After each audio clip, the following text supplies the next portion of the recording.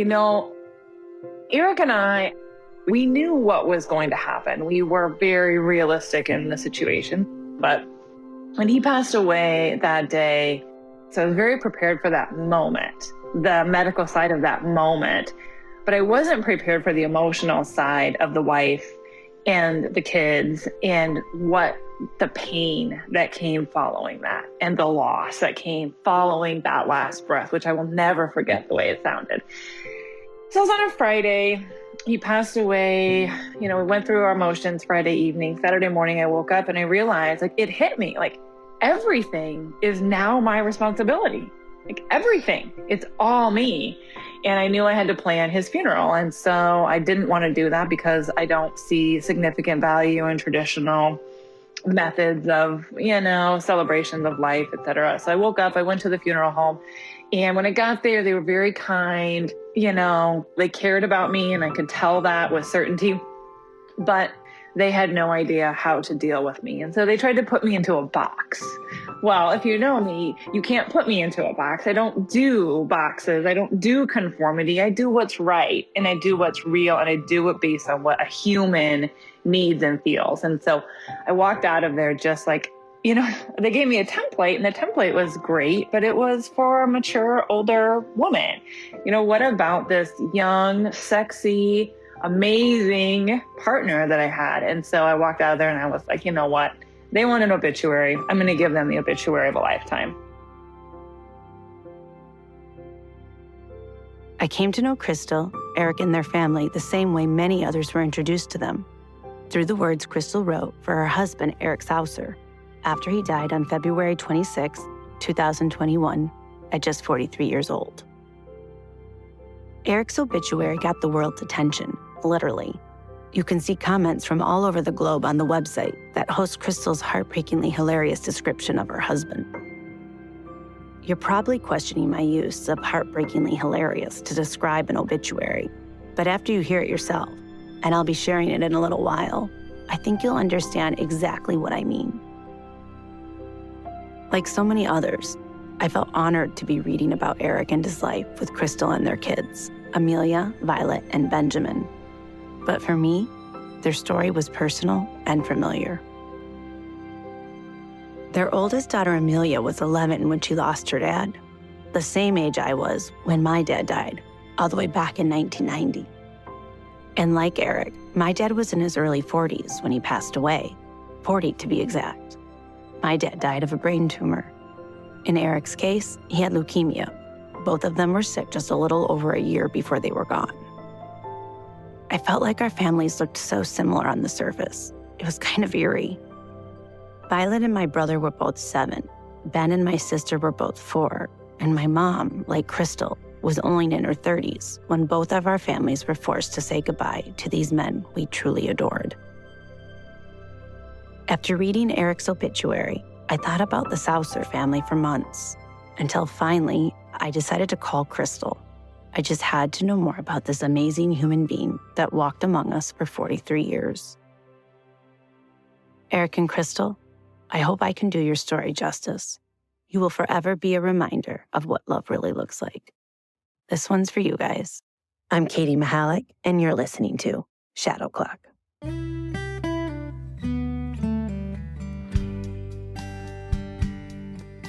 It was 2003 in Oklahoma City, Oklahoma. My sister, she was recently single and she wanted to go out. And she took me and my friend Trish and made us be her wingman. And Eric walks into the bar and I turned around and there he is, this tall, dark hair, olive skin, just beautiful human. And I just took a risk. I don't normally take a risk like that. And I just yelled, "Hey, don't you want to dance?" And he just looked at me and was like, "We're going upstairs." And I was like, "Well, I'm not going upstairs, so whatever." Then he comes back down the stairs a little bit later that evening. And I said, "Hey, big guy, I thought you were going to dance with us." I'm 5'5", he's 6'6". So he's not a large man, but he's certainly very tall.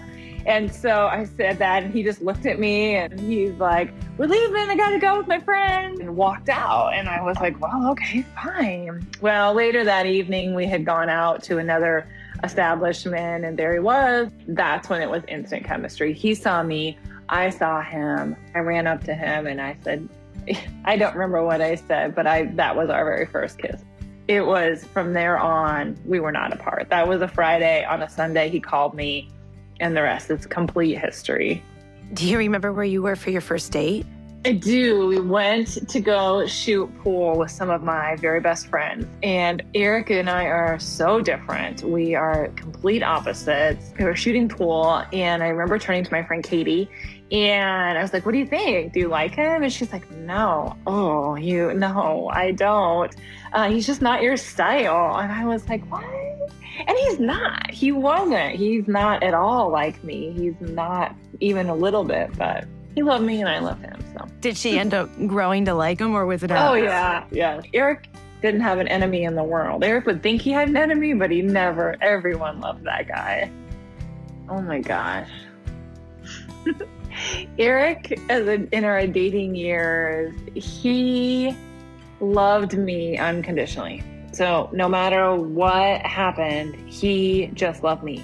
And I had never had that before. Growing up in a smaller town, I went to college, I came from small town Nebraska into a larger town in Omaha. You can be a small fish in a big sea. And so Eric just loved me and gave me that love and attention when we were dating. I mean, we never stopped doing that ever. Everyone will tell you, he put me on a pedestal. But that attention was just so safe. Like, he just wrapped his arms around me all the time, and I just always felt safe with him. Listening to Crystal talk about Eric all those years ago, more than 17 years ago, made me feel like I was listening to a teenager describe the love of her life. I don't know if you can hear that far-off look in her eye, complimenting her girlish giggles, but I could. I believed every smitten-sounding word she said because she spoke about Eric's quirks with the same kind of affection. You know it's love when someone even seems to adore your weirdness, to put it bluntly. As I got to know Eric, both through his obituary and through my conversation with Crystal, I began to learn Eric had plenty of weirdness to love, especially when focusing on the things he hated, which among other things were beats and turning off the garage light. I decided to ask Crystal what was up with Eric's hate over the garage light. It's not even that funny of a story. It's just him. Did he forget to shut it off or wanted it on? No, he wanted it on. He told me that it was going to help keep the garage warm in the winter. And my girlfriend and I are like, that's the stupidest thing anyone ever said. And he said, well, I'm going to go with it. I'm leaving it on. And I said, whatever floats your boat, dude. And so we just always left the light on. It's funny because he's so particular. And so I think that's the funniest part, is him being so structured and regimented. It just makes him very humorous. In fact, Eric was so particular that it could also cost him the chance to have a perfect moment go perfectly wrong, which in Eric's case seemed to often make things all the more perfectly memorable. So Eric and I had gone to Hawaii to visit my sister. And so everywhere we went in Hawaii, he carried a backpack. It was a big backpack. It was a hiking backpack, and we weren't hiking. I just didn't understand why he needed to carry the backpack. And it was a point of contention. I couldn't stand it. And so we did many different adventures. We were surfing one day, and he had the dumb backpack, and he wouldn't go surfing with me because he's like, I need the backpack. And I was like, why? Tell me why. And he wouldn't. And that night, he begged me to go to watch a sunset with him. And I said, I'm not going anywhere with you. I'm sunburned. Leave me alone. And so the next morning, we were leaving Hawaii, and he said to my sister, hey, can you pull over? I need to do something here real quick. And I'm sitting in the car going, Eric, let's go. We're going to be late for the airplane. And he goes, can you just get out of the car? And I turned, put my phone away, and I get out of the car, and there he is down on one knee, 5 o'clock in the morning on a rock on Kaneohe Marine Corps Base. On the way to the airport. On the way to the airport on their very last day in Hawaii. So it was in the backpack the whole time. So the story about the backpack is that the ring was in the backpack, and that's why he took it everywhere, waiting for the perfect moment. But that's totally Eric, waiting and waiting for the perfect moment and letting every moment pass by. I will never forget that moment, ever. Eric and Crystal got married August 8th of 2008. At this point, they had a dog named Harvey, who gave them a good practice run for the 3 kids they would eventually have. Harvey was a forever puppy. So he was a chocolate lab that he would walk around, and we called it drive-by licking. So he would just walk past you and lick you anywhere. He'd lick you in your privates, he'd lick you in your feet, lick you anywhere you wanted. Everyone loved to hate Harvey. They'd say, I'm not coming over there until you put Harvey outside. Poor Harvey, he had a bad rap, but he was our baby. Everyone knew about Harvey. Everyone in our life knew that Harvey was our everything until we had our first. Amelia was born about a year after Crystal and Eric were married, and 2 years later came Violet. Eric, as a dad, he was so proud. Like, he loved those kids so much. He loved that he had created those tiny humans. And so that proudness just drove everything he did. And after we had our second, my career really escalated really quickly. So he was really the dad that he did everything for them. He loved our girls so much. And when I had Benjamin, he was beyond excited about the fact that we were having a boy. And on Eric's birthday, I had Ben. Yeah, it was 4 weeks early, and I went into labor, got to the hospital, and I was dilated to 7, and I pushed through 1 contraction. And at 11:59 p.m., with 30 seconds to go, I had Benjamin on Eric's birthday. And he loved everything about them. He was so hands-on. He drove them everywhere. Seeing him driving up with those 3 kids in the back of his car and just knowing how proud he was to pull into his driveway with his kids was probably one of the moments that I'll never forget. Those random days. I can just picture it today even. Like, he was Mr. Dad.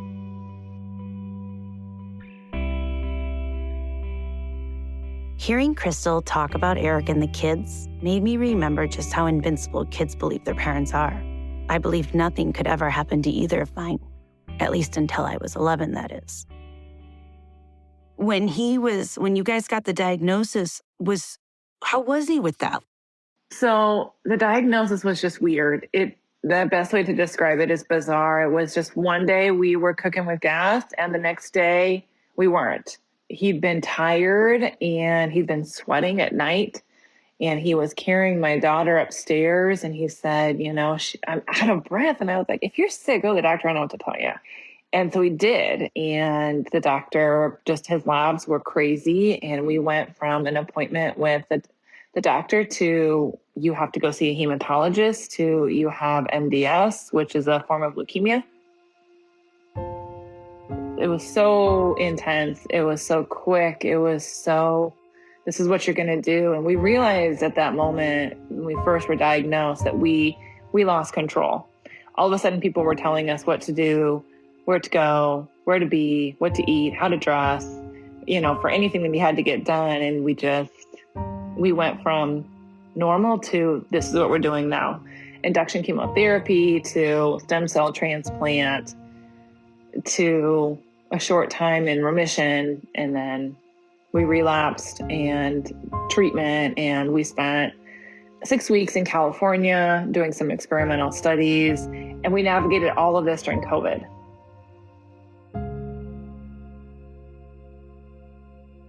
He's a very quiet person, so he didn't talk much about it. But just the realization, the fact that he just came to the conclusion that I am sick and this is what I have to do to fight for my family. And that's the glory of Eric and I. We didn't say, why us? We're not saying we're not going to do this, or we want to, we just said, okay, that's what we have to do. That's what we're going to do. And so we took off and embraced the journey right away. We had a wonderful doctor who took such good care of us, him and our nurse. I mean, we had this amazing care team that I wouldn't trade for the world. And if I could give those two a Medal of Honor, I mean, I would just shout their praises. They did everything they could do to help us successfully get through this. I've never asked them, and I'm sure if I did, they would tell me truthfully, but I think they knew too. it was not favorable at diagnosis. I remembered believing my dad would truly get better up to the very last week he was alive before he slipped into a coma. I think my mom and my aunts and the other adults in my family also kind of thought there would be some kind of miracle as well. There had to be. I wondered if Crystal and Eric thought the same thing. Well, Eric tends to overcome odds all of the time. He was in a very bad car accident when he was 16. And in fact, he tells the story that he was pronounced dead at one moment and had significant brain injury and recovered from it. And so Eric has always been the Phoenix Rising. Like, just when you think something won't get done or Eric has no idea what he's talking about, here comes Eric, and he comes through for the kill. He fixes everything with the best tools you can find. And so he just made everything right all the time. He took care of everything. And so I had this hope that there would be a miracle. I always hoped that there would be a miracle. But the realist in me realized our fight was an uphill battle. He fought so long and so hard. Even though our journey was, just over 18 months, probably just over 18 months, he fought so incredibly hard during that time. He couldn't catch a break. I recall Eric was in the hospital last summer. And I don't share this a ton, but, Eric, I couldn't get to see him. So he would be sick and I would get in the car. I'd have to call someone to come over here, hoping that they don't have COVID, to stay with the kids while I would run Eric to the hospital, and I'd run him down there. And he would walk out of my car with 104 fever, blood clots, like he could barely walk. And I would just be like, see ya, because I couldn't go in and I couldn't be his advocate. And then he would go in, and the healthcare professionals were doing their job. They were doing the best that they could do, but they weren't telling me what was going on because they had so many patients to say what was going on. So you were just literally at home in the dark, wondering, well, what happened to him? Where is he at? How is he doing? And you can't hold him. You can't do anything. His parents couldn't see him. Nobody could see him because we didn't know what was going to happen with COVID. And so he just had to be up there alone. But COVID in this process was absolutely horrific to try to navigate through what we were going through. The kids and I would talk to him from home, and one time we had to go see him through glass, and I can't imagine how he felt. And we were all sitting outside like, we love you. And we're all together and happy and healthy. And there he is in a wheelchair, covered from head to toe in blankets, covered from head to toe in, IVs. His feet were swollen. He couldn't walk. How did he feel? Eric never complained, ever. He didn't ever complain. He would just go about and handle it every day. So he's so selfless.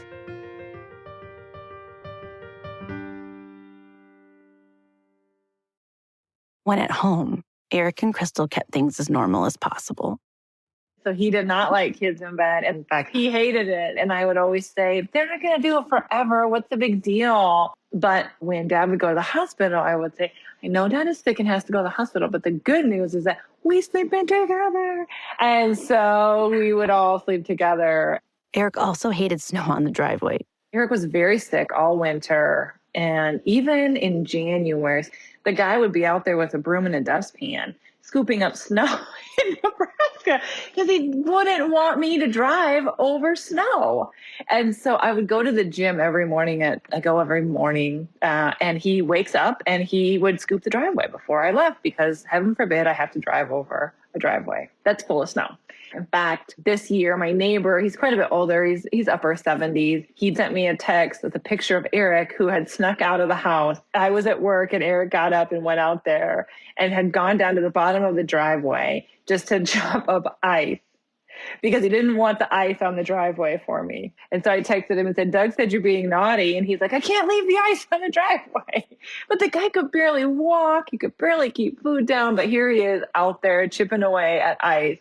So we have a driveway that's clear for us. That's the type of person I married. I thought of Eric shoveling the driveway between hospital stays. It made me reflect on what we do as human beings to keep things feeling normal when they're not. Shortly after January, the same January that Eric was out there shoveling snow, Eric went back into the hospital.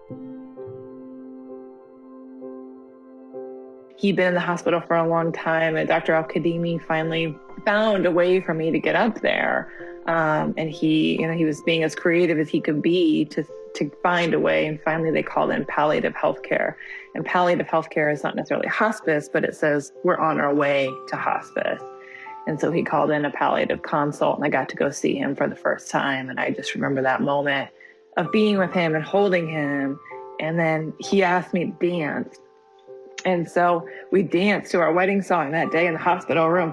And I can't thank Dr. Al-Kadimi enough for giving us that chance to be together. That was the last time Eric chose to go to the hospital. At the end, when he wasn't well, I said, Eric, you need to go in. He said, I will not go back there. After 18 long months, the majority of them spent during the first year of the pandemic, their family started to prepare for the inevitable, at home together. We didn't hide anything. There's no whispering behind closed doors in our house. There's no muffled conversations. It was, this is what it is. We're all doing this together. He went into just the medical induced kind of end of life situation. And that only lasted about 48 hours.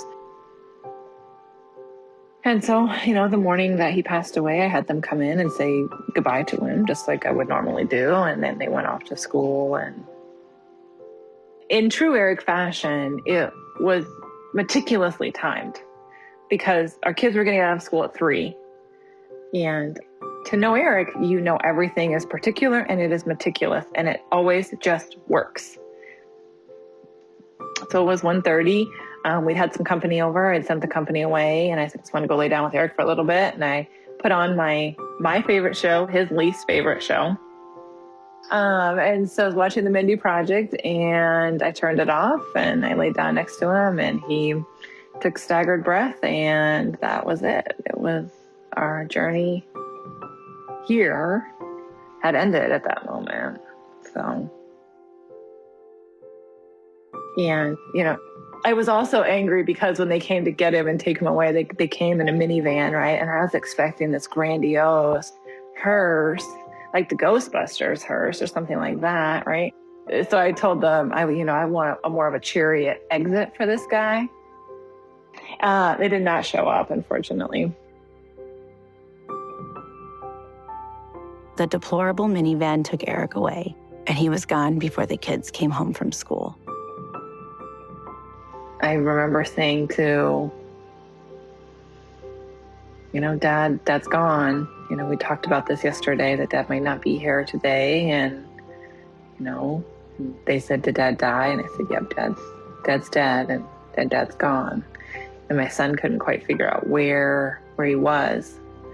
And, but when is he coming back? And I said, he's not coming back. And, we're blessed with really amazing neighbors. And this young boy next door, he's only 10, but he's really a part of our family, grabbed Benjamin and just said, you know what? He's in heaven. He's in heaven with Harvey and he's going to watch over you now.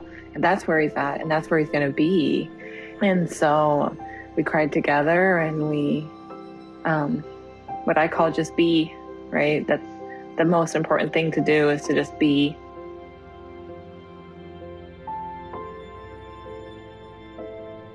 When he passed away that day, I wasn't prepared for the emotional side of the wife and the kids and what the pain that came following that and the loss that came following that last breath, which I will never forget the way it sounded. We went through our motions Friday evening. Saturday morning, I woke up and I realized, it hit me. Everything is now my responsibility. Everything. It's all me. And I knew I had to plan his funeral. And so I went to the funeral home. They had no idea how to deal with me. What about this young, sexy, amazing partner that I had? And so I walked out of there and I was like, you know what? They want an obituary. I'm going to give them the obituary of a lifetime. And so I just started typing, and it just all came to me. It was truly a amazing, energizing moment to write that obituary. Eric A. Sauser, a.k.a. Super Dad, a.k.a. Easy, just a rockin' dude from Omaha, Nebraska, passed away peacefully in his sleep on Friday, February 26, 2021, at the age of 43, with his wife by his side. His departure was just in time for him to make his spiritual appearance at every Red Sox spring game. Eric is survived by his wife, Crystal, and 3 children, Amelia, Violet, and Benjamin, all of whom will likely sleep in the same bed for many years to come. Sorry, Eric. He is also survived by his loving and caring parents, Ronnie and Paula Sauser, and his sister and aunt extraordinaire, Jessica Sauser. In addition to his immediate family, Eric leaves behind an incredible extended family and many, many friends. He is preceded in death by billions, including his dog Harvey, whom most of us love to hate. We are confident they are joyfully reconnecting right now. If you knew Eric, you knew you were loved, and there's a good chance he told you that, probably sober, but maybe not. During his time here, he found a way into everyone's heart. Eric loved, in this order, his smoking hot wife, his brilliant kids and family, his many friends, the Boston Red Sox, the Kansas City Chiefs, before being a Chiefs fan was cool, the Huskers, QT iced tea, Adidas sneakers, fishing, backpacking, hiking, hunting, and any old Chevy he saw on the road. Eric hated sad stories, beats, romantic comedies, a snow-packed driveway, and turning off the garage light. That's it. Eric was content with most everything else. We are not positive, but we think the cause of death was either leukemia or, more likely, being dead sexy. Eric, we've always loved you and missed you already. The celebration of life will be held on Thursday, March 4th, 2021 at 2 p.m. at Roeder Mortuary at 2727 North 108th Street. The family will receive guests from 1 to 2 p.m. with the service following. Admission is free to all who attend this once-in-a-lifetime show for the greatest man on earth. Following the service, the family requests jamming out to Ozzy Osbourne and raising a cold beer, preferably Busch Light, in celebration of Eric's life. In lieu of flowers, please pray that the Huskers have a winning season or send a donation in Eric's name to the Leukemia Lymphoma Society. He would appreciate either or both. That's it.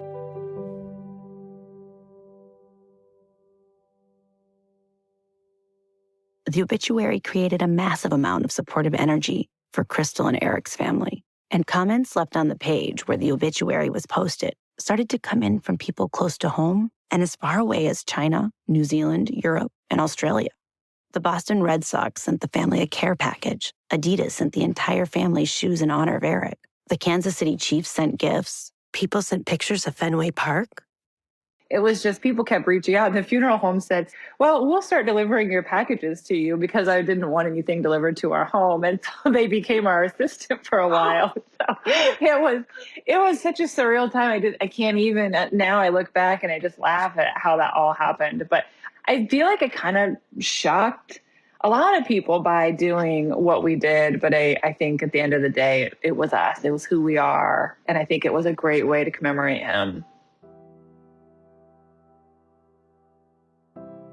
I have always used humor in my life. I find that it gets you through tough times. I find that it's healing, but it is hard. Sometimes the hardest thing is putting a foot on the floor every day. Sometimes the hardest is not having him here, right? Just not having his physical presence. Not being able to ask him how he's feeling. Not being able to hear how his day went.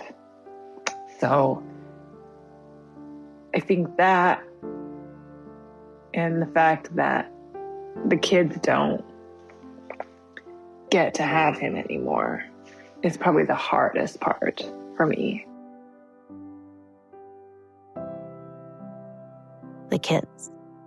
I remember the months following my dad's death and how in many ways they were harder than seeing him sick. Because when he was sick, there was still hope everything would be okay. Hope is everything.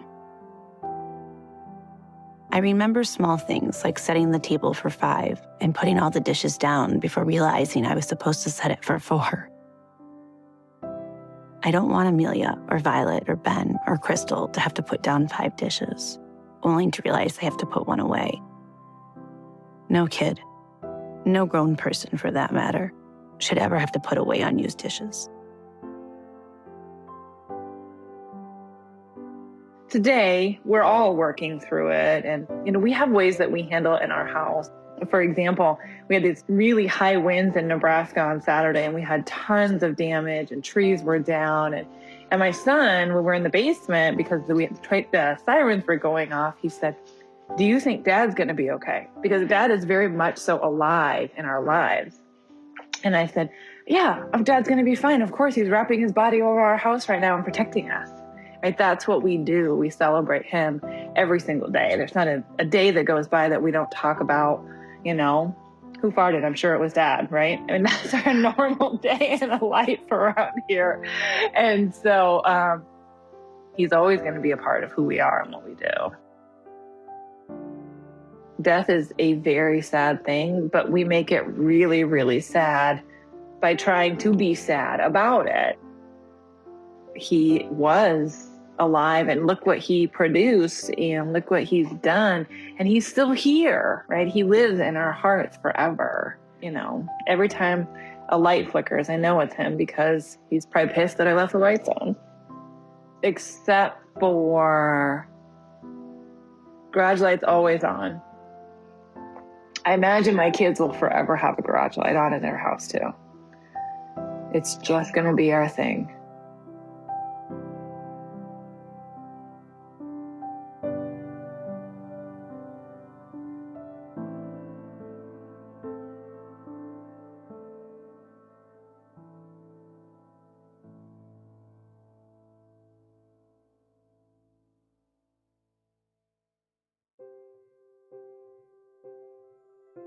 This episode of Shadow Clock was created by me. Assistant editing is by Alec Jansen. Post-production audio is by Matt Sorrow and Josh Kobach. Social media is managed by Alec Jansen and Kelsey Hayes. Music is credited to Pond5 and Premium Beat. Content contributors, composers, and individual song titles for each episode can be found on our website at shadow-clock.com. Kate Cosgrove creates original illustrations for each episode of Shadow Clock, which you can also see at shadow-clock.com. If you like the show, you can spread the word by telling someone else about Shadow Clock, and of course, by following us on social media. You can find us on Instagram, TikTok, and Facebook at Shadow Clock Podcast, on X, formerly known as Twitter, at Shadow Clock Pod, and on YouTube at Shadow Clock. I personally want to express just how much it means every time you give us a click, a like, a subscribe, or follow, and we love word-of-mouth endorsements. Your support means the world, and I can't thank each and every one of you enough.